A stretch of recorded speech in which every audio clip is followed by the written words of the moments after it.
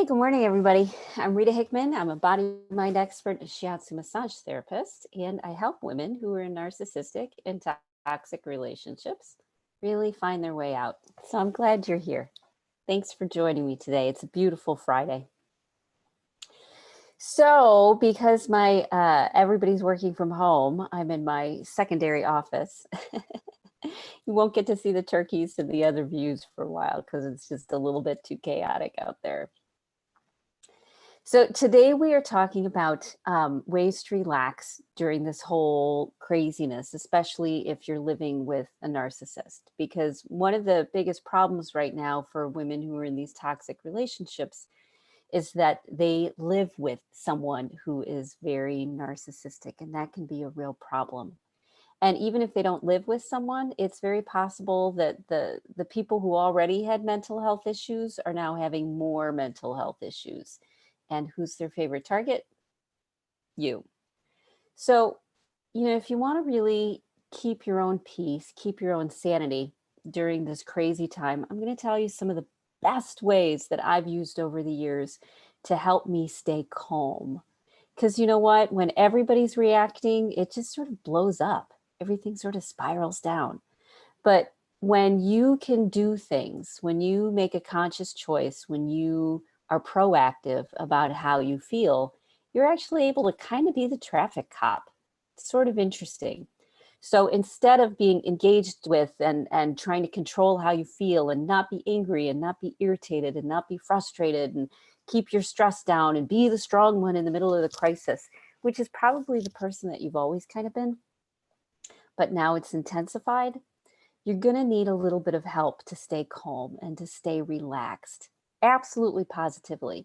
In your mind, you may think, oh, this is just the way that it needs to be. I need to be so stressed out until my body explodes, until everything shuts down, until my mind shuts down, until I blow up, until I'm bedridden with pain or whatever it may be. Because these stressful times will really flare up all of your physical issues, whether it's stomach, whether it's tension, headaches, if you're immunity compromised, rheumatoid or fibro or, all of those things, it's going to flare up right now because it's a stressful time, especially if your household, if there's no place where you can escape to, where you can feel calmer and more level. So this is, you have to realize, one, you can do something about how you're feeling inside. You don't have to stay that stressed and that keyed up. And the other thing is recognizing that this is a stressful time. You can't assume that everything is business as usual, because your body knows it's not business as usual, and it's going to react and respond in much stronger ways. You're going to be like, why did I suddenly feel like I just wanted to pass out?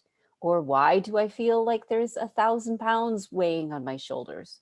All those are going to be symptoms of the fact that you are stressed out, more than likely because you have narcissists in your life, and the narcissists enjoy taking out their stress and aggravation and overwhelm on one person, probably you. So the only thing you can do, because you can't really control anybody else, the only thing you can do is try to manage your interior world, your inner world, before you get triggered.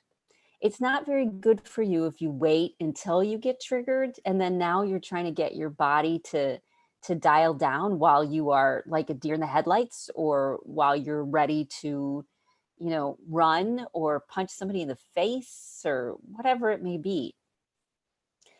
It's very difficult to deal with things after the fact, after the horses have left the barn and your stress level, you've already reacted, you've already triggered, you are off the deep end.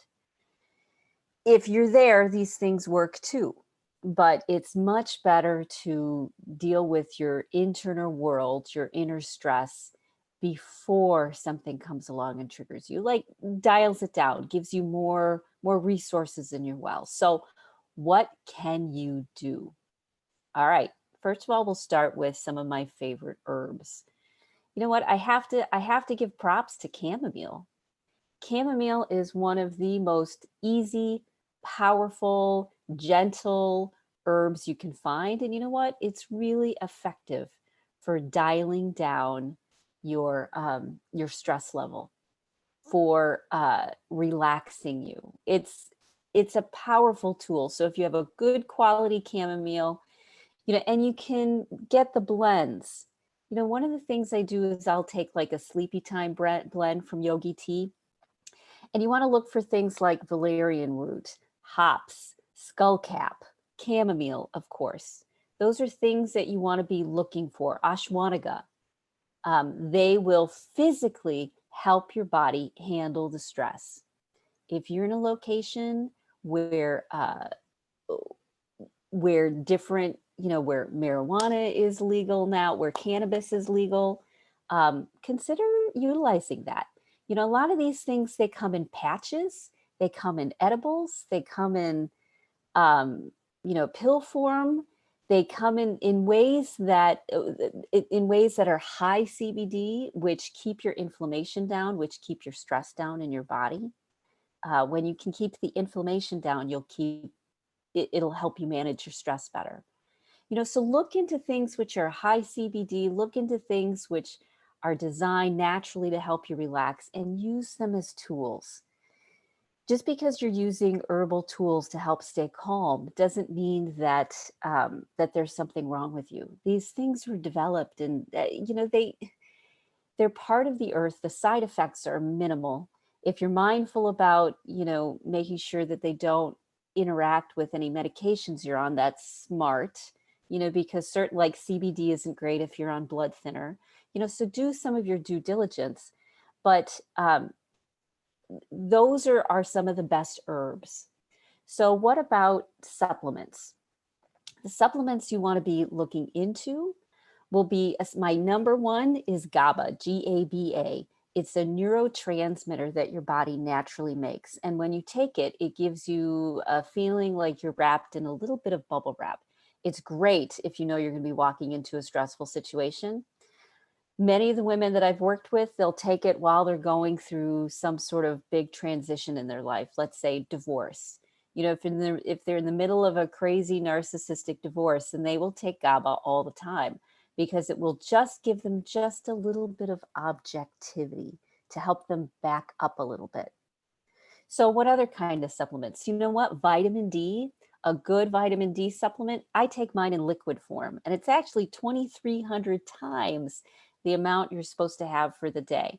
Vitamin D, you don't have too many bad side effects by ODing on vitamin D, because our body naturally makes it. We get it when we're out in the sun. But with this weather and being inside, you're not getting that as much. So vitamin D is at the, near the top of my list. I keep it right next to my bed. I take a drop before I go to sleep.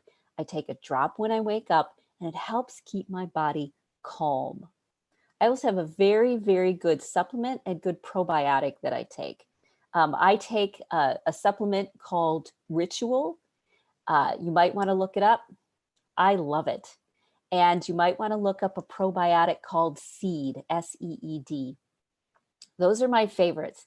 Do a little bit of research, look for them online, but over all the supplements and over all the vitamins and over all the probiotics I've ever seen, these two are the simplest and the easiest to get you a high quality of what your body can actually use and need. It synergizes together so that it can stay healthy. Because remember, the healthier you keep your physical self, the healthier you keep yourself, the less stressed you'll feel, the less likely you are to react.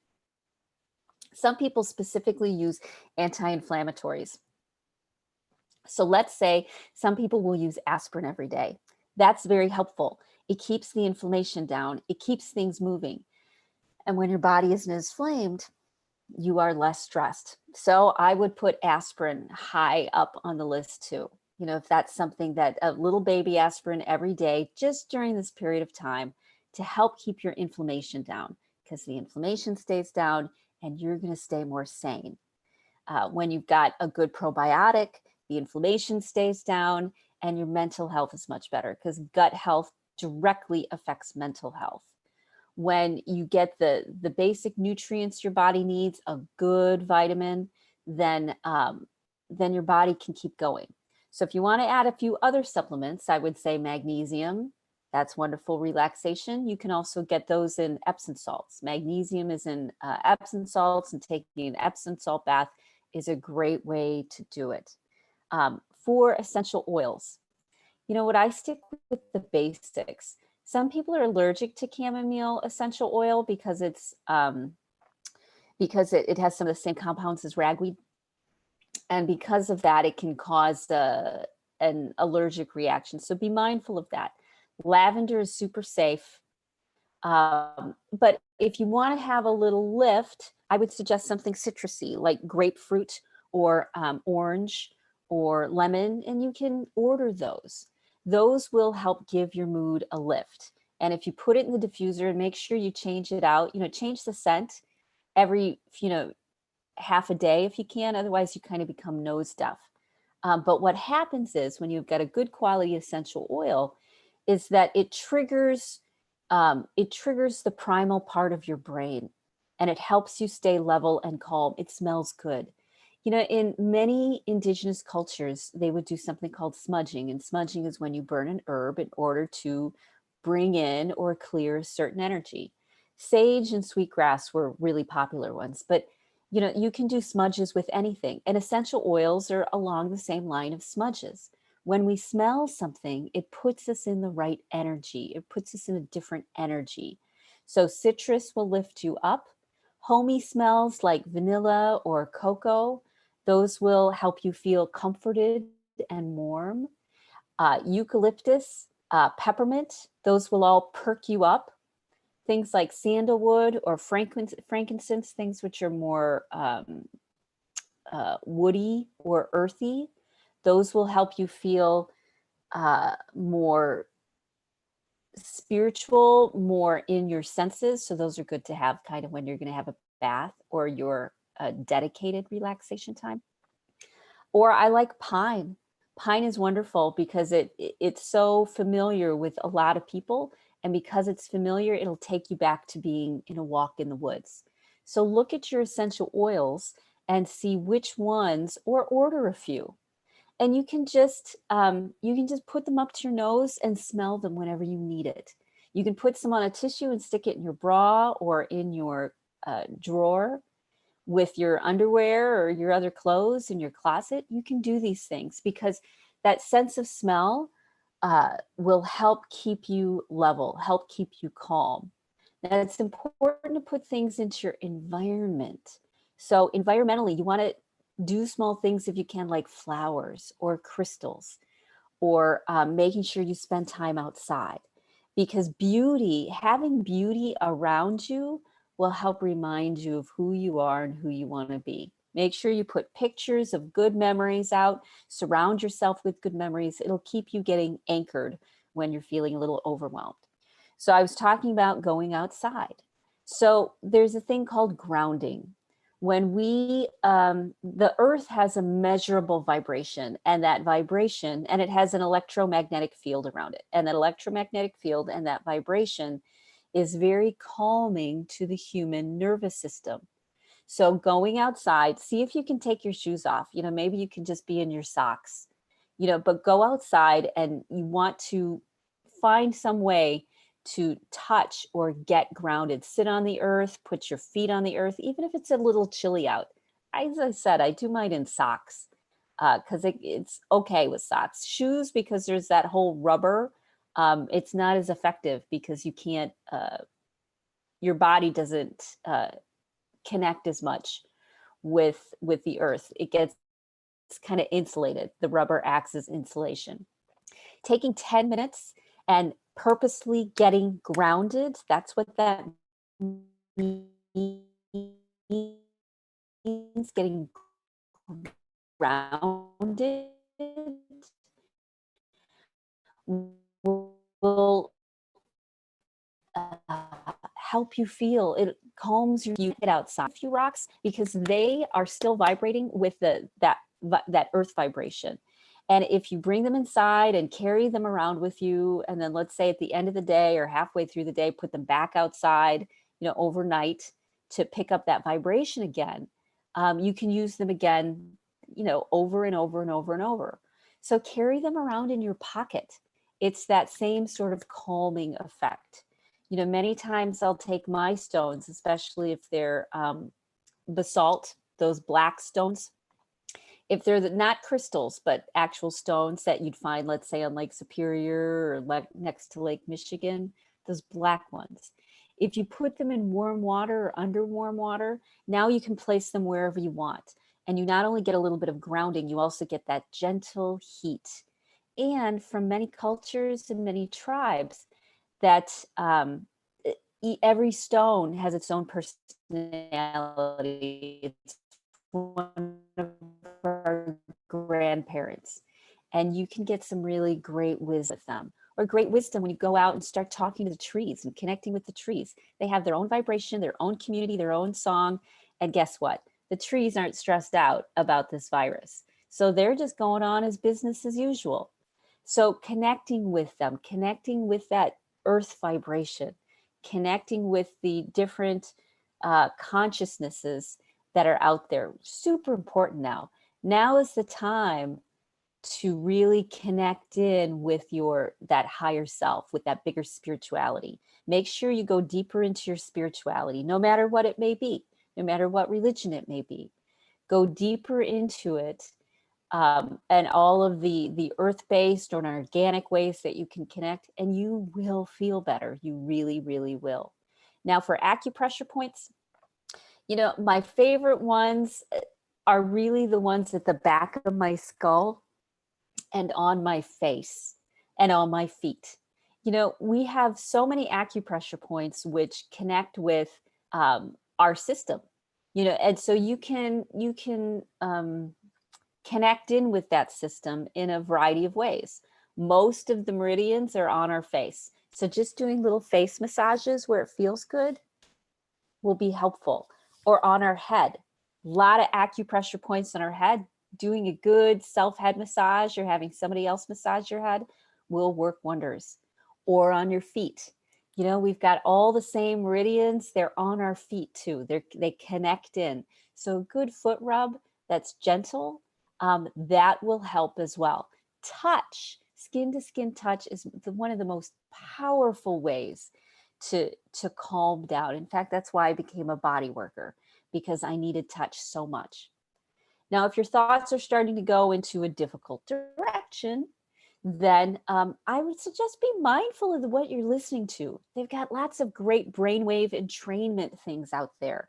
So go online and look for brainwave entrainment. Look for calm videos. Look for calm meditations. Because in reality, many of those have brainwave entrainment tracks in them. And what that does is it slows your brainwave pattern. It helps you go a little bit deeper, feel more grounded, more calm, slow everything down. So dive into those, have fun with them. You know, take 10 minutes and before bed and do it. Okay. Speaking of that, let's talk about the Calm app. One of my favorite apps recently is the Calm app. And yeah, you have to pay for it. I get that. But it's got so many wonderful tools. It's got one of the best meditation master classes I've seen. It's got sleep time stories. It's got wonderful breathing exercises. You know, so if you need some tools that are right there, check that out. Now let's talk about breathing. You know, your vagus nerve is like the control nerve in the middle of your body. It goes right through here. If you take a deep breath and you bear down like you're going to the bathroom, it presses on that nerve and that tells your body to calm down.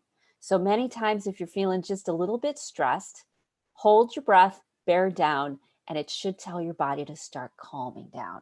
Or there's other breathing exercises. When you do measured breathing exercises, it physically calms your body down. So the last tip I'm going to give you today is on tapping. One of my favorite tapping gurus for emotional freedom technique is Brad Yates. Look him up on YouTube. Most of the women I work with, they swear by tapping, because when you are feeling overwhelmed and in a crisis, If you do a tapping sequence, what it does is it releases the electrical charge around the emotion. You've heard the phrase that a situation was charged. That's because it actually is. When you're under a high level of stress, your nervous system is excited. It's giving off a lot of signals.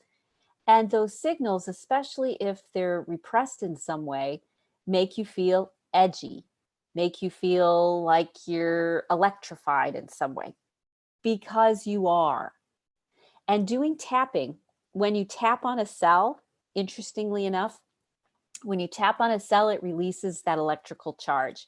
So EFT is wonderful. Tapping is wonderful because it actually, it releases the electrical charge around an emotion. It physically does. So let's say your body's buzzing and you do tapping, it will feel less buzzy.